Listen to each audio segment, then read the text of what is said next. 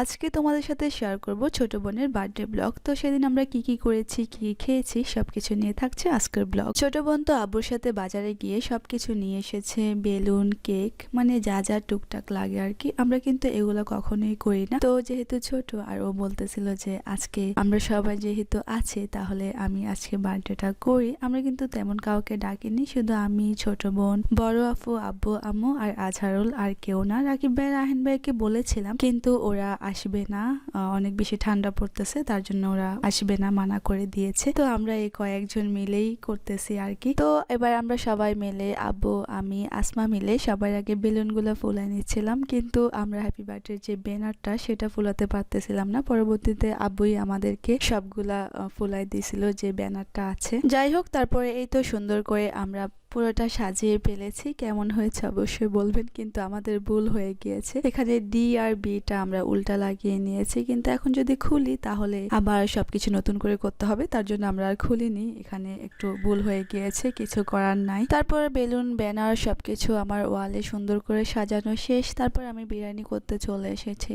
এখানে অর্ধেক করার পর দেখি যে আজহারুল চলে এসেছে। তো আজহারুলে এখানে অনেক কিছু নিয়ে এসেছে আমাদের জন্য, মিষ্টি, লাড্ডু, তার সাথে ফল, ছোট বোনের জন্য চকলেট, আর সামিরার জন্য লাচ্ছি, অনেক কিছু এনেছে, তার সাথে চিপস আর অনেক কিছু আছে। আজহারুলকে নাস্তা পানি দিয়ে গল্প করে আমি আবারও চলে এসেছি বিরিয়ানি করার জন্য। এই ঘরটাতে আব্বু লাইট রাখিনি, কারণ এই ঘরটা ভেঙে ফেলবে 2-1 দিন পরে, তার জন্য এখানে কারেন্টের লাইন নেই। তো আমরা এখানে লাইট জ্বালিয়ে করতেছি মাটির চুলায়। এবার আমি গরুর মাংস ঢেলে দিয়েছি, তার সাথে কিশমিশ, আলু বখরা, কাঁচামরিচ সবকিছু দিয়ে দিয়েছি। আর সবশেষ এই তো আমি সবগুলো পেঁয়াজ বেরেস্তা উপর থেকে দিয়ে দিচ্ছি। বিরিয়ানি করা শেষ করে এবার আমরা তিনজনে সুন্দর করে রেডি হয়ে গিয়েছি। আমিও শাড়ি পরেছি, বড় আপু, আসমা, আমরা সবাই শাড়ি পরেছি। তো আসমাকে আমরা সুন্দর একটা রেড কালারের শাড়ি দিয়েছি, কারণ ওর কেকটাও রেড কালারের। তারপর এই তো আমরা সবাই মিলে চলে এসেছি কেক কাটার জন্য। এখানে মোমবাতি জ্বালিয়েছি, তারপর মোমবাতিটা আমরা একটু ব্যাখ্যা করে দিয়েছি, কারণ এখানে